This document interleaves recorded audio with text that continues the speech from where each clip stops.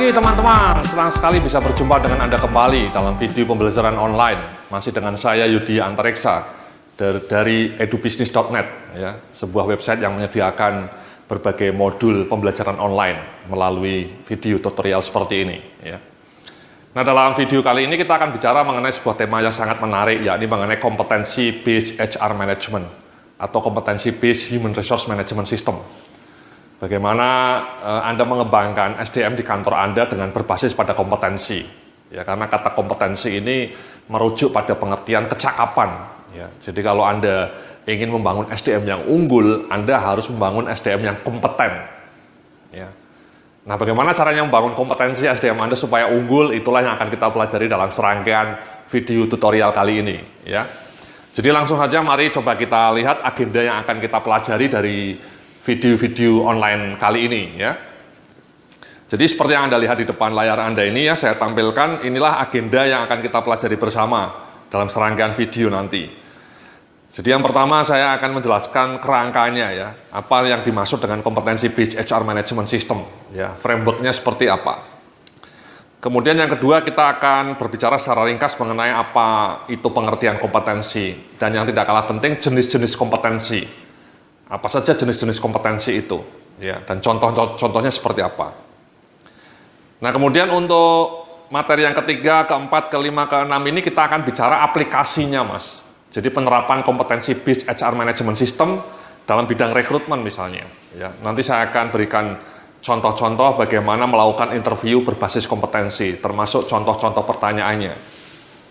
Kemudian kita juga akan bicara mengenai kompetensi based career planning, bagaimana menyusun kebijakan karir yang berbasis kompetensi, ya, dan apa contoh template-templatenya.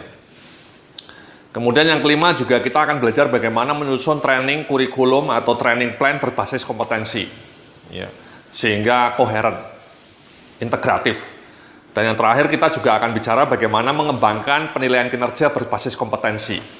Ya. Nah, dalam semua rangkaian agenda ini saya akan lebih banyak praktek nanti, Mas, ya. Saya akan menunjukkan kepada Anda tools-tools yang real, template-template yang nyata yang bisa Anda download juga, ya. Di dalam materi kali ini Anda bisa download tools-tools yang saya berikan nanti.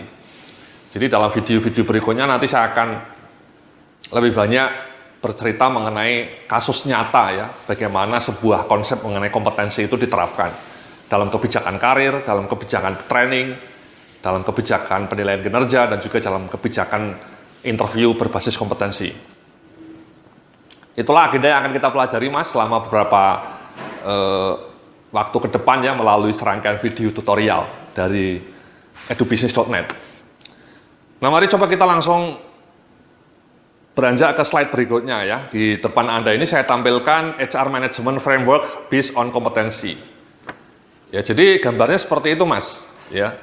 Jadi kerangka kompetensinya akan menjadi basis bagi semua fungsi manajemen SDM dan berperan sebagai linkage antara kinerja individu dengan sasaran bisnis. Jadi kompetensinya menjadi basis, yang menjadi backbone. Jadi rekrutmennya, trainingnya, performance manajemennya, reward manajemennya, career manajemennya itu semua berbasis pada kompetensi. Jadi kompetensi menjadi anchor, menjadi jangkar.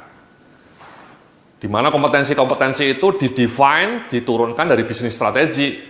Jadi nanti ketika kita menentukan jenis-jenis kompetensi apa yang mau dikembangkan di dalam organisasi Anda, jenis-jenis kompetensi itu juga selayaknya merujuk pada strategi bisnis perusahaan Anda.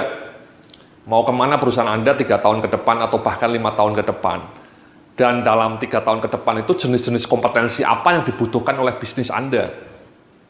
Jadi jenis kompetensi itulah yang kemudian harus dikembangkan. Jangan Anda membangun kompetensi X, Y, Z, tapi sebenarnya perusahaannya strateginya mengarah ke ABC. Itu kan disconnect, Mas, kompetensinya. Jadi tidak nyambung.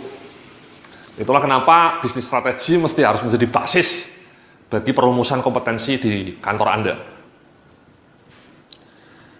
Nah, kemudian setelah itu Anda juga harapannya, ya, mengacu pada bisnis result, ya. Kalau kompetensinya sudah dikembangkan, mengacu dengan bisnis strategi, dan kemudian kompetensinya diterapkan pada berbagai fungsi SDM, mulai dari rekrutmen, career, training, dan sampai reward.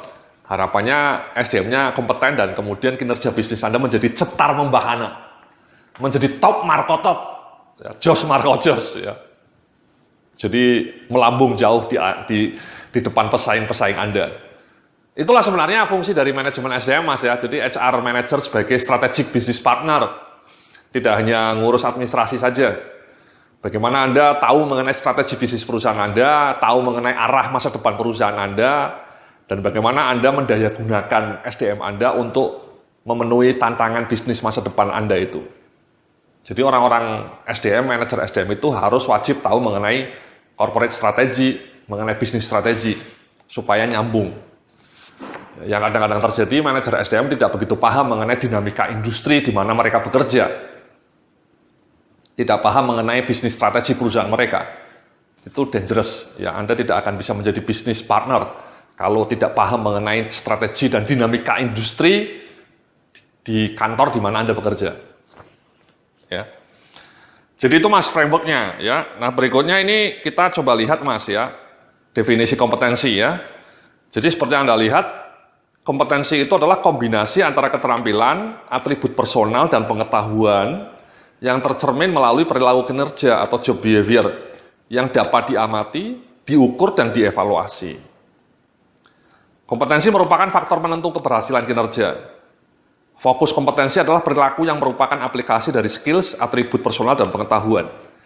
Jadi fokus kompetensi itu observable behavior, Mas. Perilaku yang nyata. Result, perilaku yang nyata. Ya, tidak hanya disimpan dalam hati, tapi terwujud dalam result. Ya. Jadi gabungan antara knowledge, skills, dan attitude. Ya. Jadi KSA singkatannya. Knowledge, skill, and attitude. KSA. Jadi mari coba kita lihat di slide berikutnya ya. Jadi seperti Anda lihat di situ ya. Jadi skills, job attitude atau working attitude, dan knowledge itu digabung jadi satu. 3 elemen itu menjelma menjadi observable behavior. Perilaku yang nyata. Dan kemudian performance-nya legendaris, performance-nya bagus, performance-nya cemerlang. Ya. Jadi contohnya misalnya Anda seorang manajer SDM gitu Mas ya. Anda punya pengetahuan yang mendalam mengenai ilmu manajemen SDM, Anda punya sikap kerja yang bagus, ya, penuh inisiatif, penuh dedikasi, ya, communication skills-nya bagus, kemudian juga Anda punya skills untuk merancang program-program SDM yang inovatif, ya, punya skills untuk presentasi, punya skills untuk mengkomunikasikan program-program SDM yang brilian itu kepada top manajemen, kepada jajaran karyawan lainnya, dan kemudian Anda bisa punya execution skills yang mantap, sehingga seluruh program SDM yang brilian itu bisa tereksekusi dengan cemerlang. Nah, itu namanya kompetensi Mas. Jadi observable behavior-nya ya itu. Ya, Anda bisa presentasi, Anda bisa mendesain program SDM yang cemerlang, Anda bisa membujuk BOD untuk yakin dengan ide-ide Anda. Itu semua kompetensi. Kenapa Anda bisa meyakinkan BOD? Karena pengetahuan Anda mengenai SDM itu mendalam, Mas. Ya. Komprehensif. Sehingga bisa meyakinkan bos Anda, meyakinkan rekan-rekan Anda untuk mengeksekusi program-program SDM Anda yang cemerlang itu. Sehingga kompetensi kinerja Anda menjadi bagus. Ya. Anda menjadi star, bukan menjadi deadwood. Ya. Orang-orang yang seperti zombie, ya, tidak punya semangat. Oke.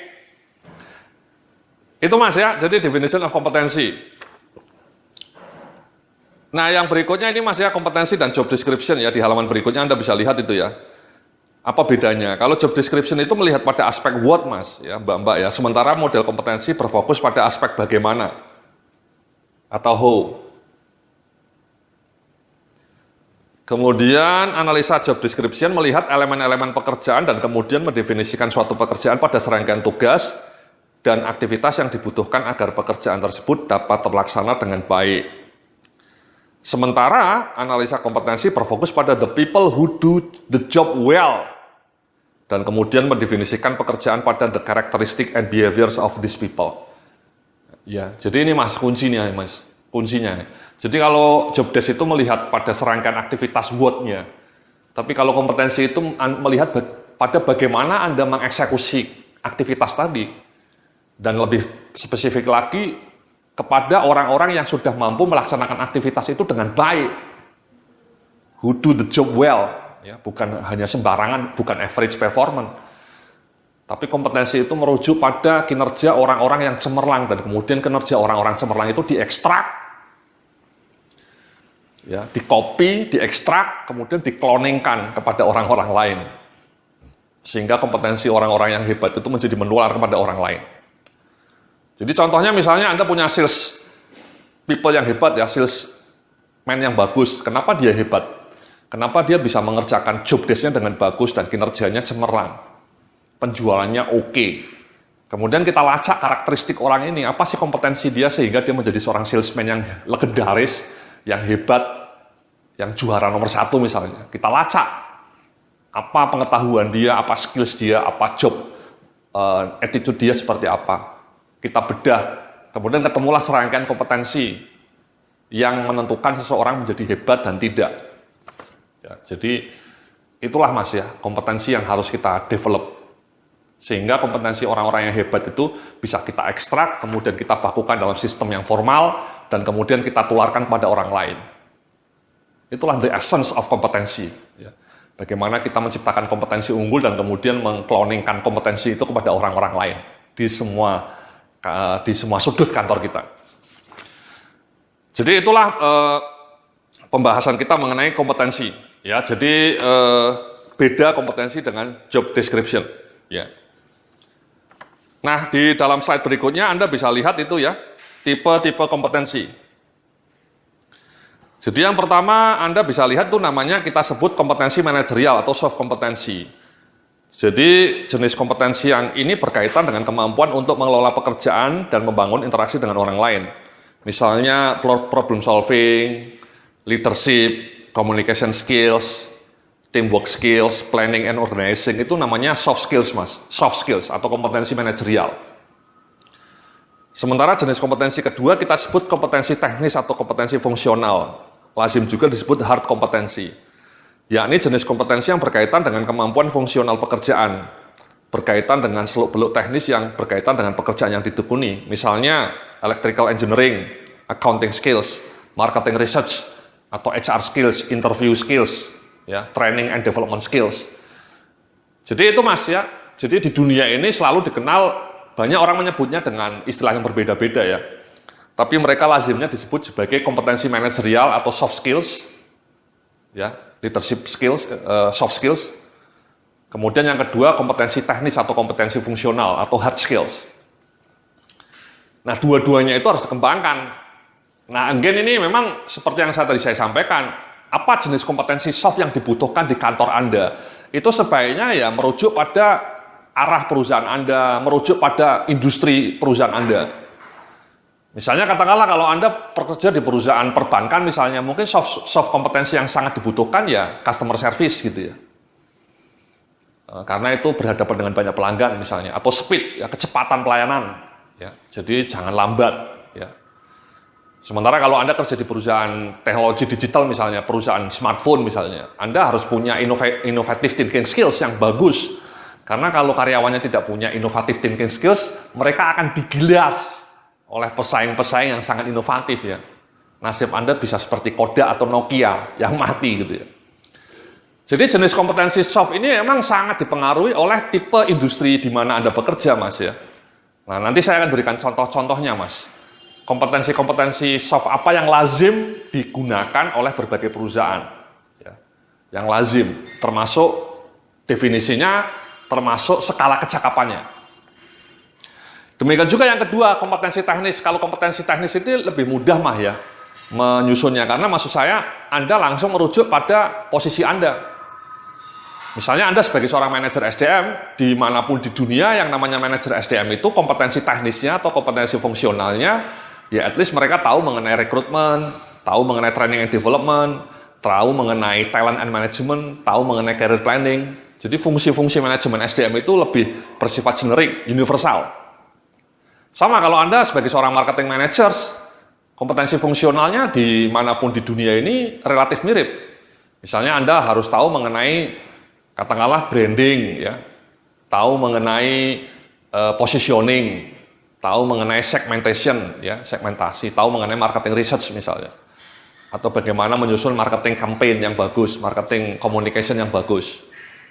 Jadi itu kompetensi-kompetensi teknis. yang harus dikuasai oleh seorang marketing managers. Jadi yang berkaitan dengan disiplin ilmunya, Mas. Nah, nanti saya akan berikan contoh-contoh yang real ya, kompetensi teknis untuk beberapa posisi dan juga kompetensi manajerial yang lazim digunakan dalam video-video berikutnya. Ya.